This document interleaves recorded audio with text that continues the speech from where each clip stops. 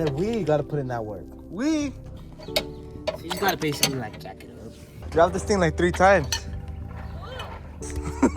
And we record your place. Babe, you're recording this as a YouTube video?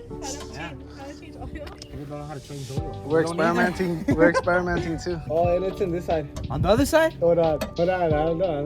What is it? Ryan, you're the one that did the research. Why not? It's not here.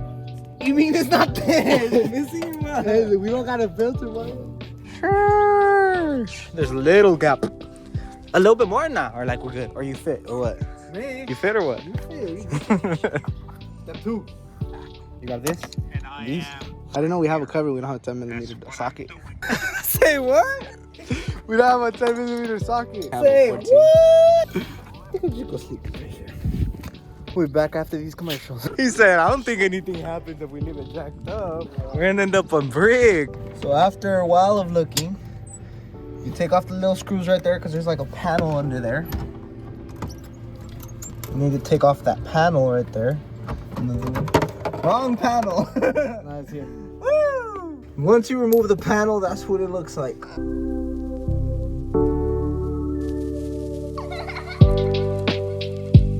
Alright, what's the next part? The filter.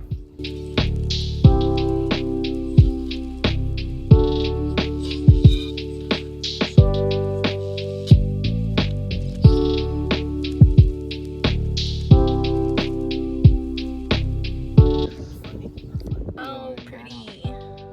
Why are you coming at my oil? Your ugly ass cone. She's so much ugly ass cone. Give me. Give me my shit. No, I'm just kidding.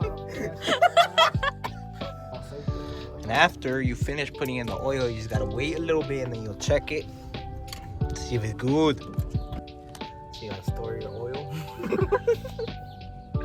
Make sure you have a handyman over here, an assistant.